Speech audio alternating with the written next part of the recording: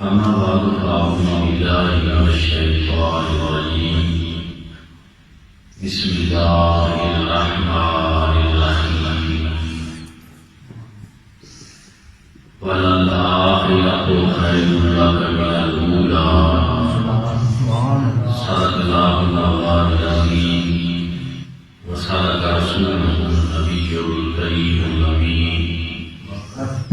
مولاي صل وسلم دائما أبدا على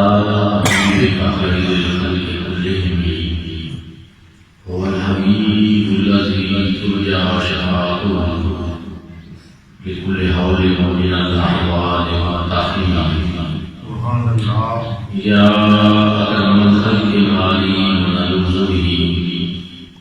سواك عند حضور الحال سلام نہایت عزت و احترام کے لائق حضرت علامہ قاری حافظ نواب صاحب نہایت واجب و احترام میرے بزرگوں دوستوں اور عزیز ساتھی، آج کی یہ بابرکت محفل پاک استقبال ربیع الاول کے حوالے سے تصویر ہے اور اس میں آپ اور میں ہم سب حاضر ہیں۔ دعا ہے کہ اللہ کریم آپ اور میں ہم سب کی حاضری اپنی برکات میں قبول رسول فرمائے۔ ربیع الاول شریف کا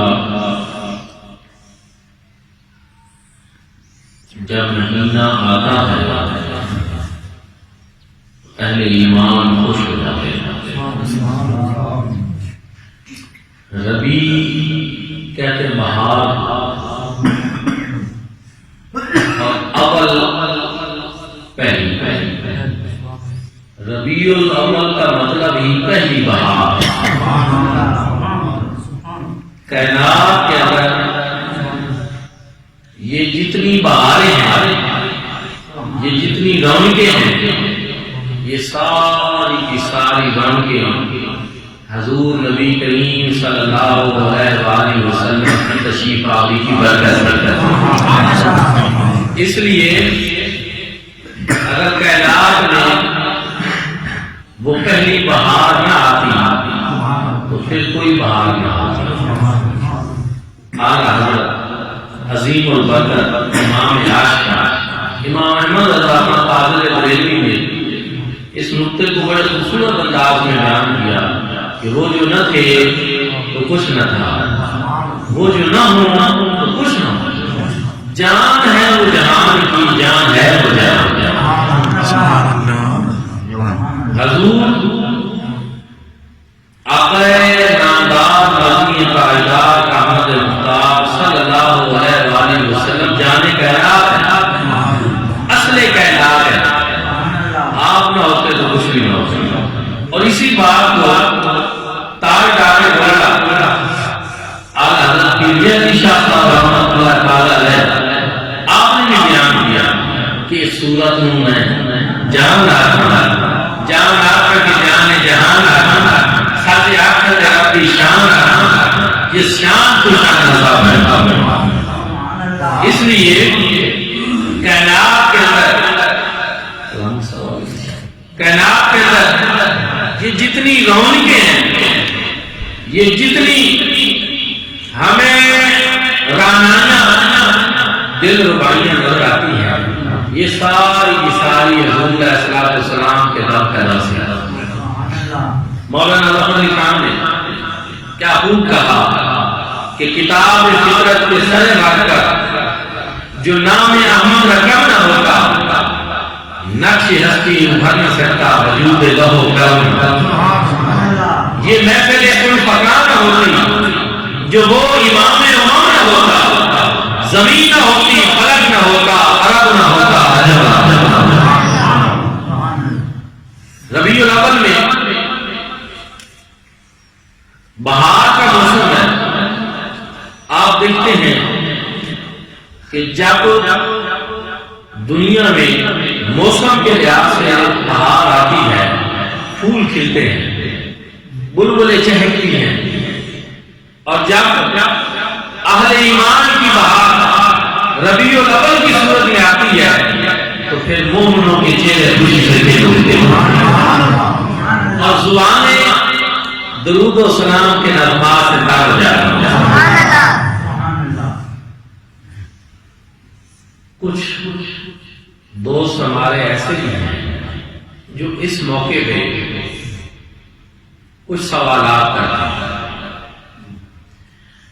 کہتے ہیں کہ آپ میلاد کے جلسے منعقد کر رہے ہیں، جلوسوں کا اہتمام کر رہے ہیں، رونقیں لگا رہے ہیں، چاہیے یہ کہ آپ دین پر عمل کی بات کریں،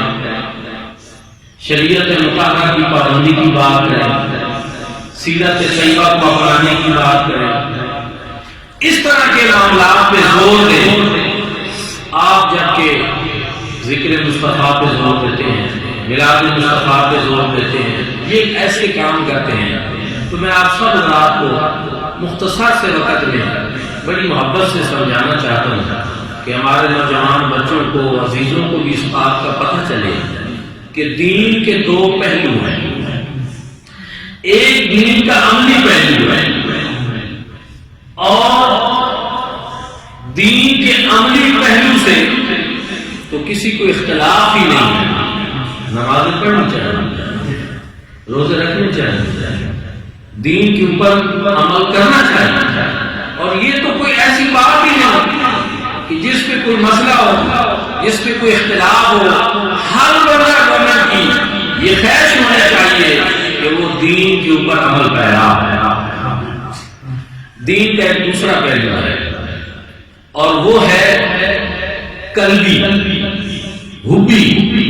عشقی۔ قرآن مجید فرقان حمید کے اندر اگر گہرائی سے اس کا مطالعہ کریں تو یہ پتہ چلتا ہے کہ رب تعالیٰ نے اسی قرآن پاک کو جہاں ہمارے لیے ضابطہ حیات بنایا، جہاں اسی قرآن پاک کو ہمارے لیے مشعل رحم بنایا، مینار نور بنایا، صحیفہ رشد و ہدایت بنایا، فلاح و خیر کا تحفہ بنایا، اسی قرآن پاک میں رب تعالیٰ نے قلبی، حبی اور دین کے عشق پہلو کو بھی خود اجاگر کرتا ہے۔ آپ حج دیکھتے نہیں ہیں، حج کے مناسک کو دیکھیں نا، کبھی غور کریں کہ صدیوں پہلے جو اللہ کے پیاروں کی یادیں ہیں، صدیوں بعد بھی اللہ تعالیٰ اپنے بندوں سے کرا، وہ یادیں جن کا تعلق جناب ابراہیم علیہ السلام سے ہے، جناب اسماعیل علیہ السلام سے ہے، جناب ہاجرہ سلام اللہ علیہا کے ساتھ ہے، رب تعالیٰ صدیوں بعد بھی ان یادوں کو زندہ رکھے اور اہل ایمان بھی اوپر ضروری ہے کہ وہ بھی اسی طرح کا عمل دہرائیں جس طرح کہ اللہ کے بندوں نے دہرایا۔ یہ آپ دیکھیں، یہ قرآن پاک کے اندر ہے۔ پھر حضرت آدم علیہ السلام کو اللہ رب العزت نے خلیفہ بنانا چاہا، تو ابھی جناب آدم پیدا نہیں، تخلیق نہیں، فرشتوں کی مجلس ہے، رب تعالیٰ ان کو بلا کر فرما رہے ہیں وَإِذْ قَالَ رَبُّكَ لِلْمَلَائِكَةِ إِنِّي جَاعِلٌ فِي الْأَرْضِ خَلِيفَةً۔ یاد کرو وقت جب آپ کے رب نے ملائکہ کو حکم فرمایا کہ بے شک میں زمین کے اوپر اپنا خلیفہ بنانا چاہتا ہوں۔ اب یہ بات اس وقت کی ہے جب جناب آدم پیدا بھی نہیں، رب فرشتوں کو فرما رہا ہے، پھر صدیوں بعد دوبارہ اس کا تذکرہ قرآن میں فرمایا۔ کیوں؟ کہ وہ ذکر جو اللہ کے پیارے کا ہے وہ اللہ کو اتنا محبوب ہے کہ جناب آدم کی بلائے سے اول فرشتوں میں جناب آدم کا تذکرہ ہو رہا ہے، خلیفہ الارض بنانے کا ذکر ہو رہا ہے۔ اگر جناب آدم کے ذکر کی عظمت و شان یہ ہے تو پھر کیا خیال ہے آپ کا اس ہستی پاک کے بارے میں جو جناب آدم کے سردار ہے۔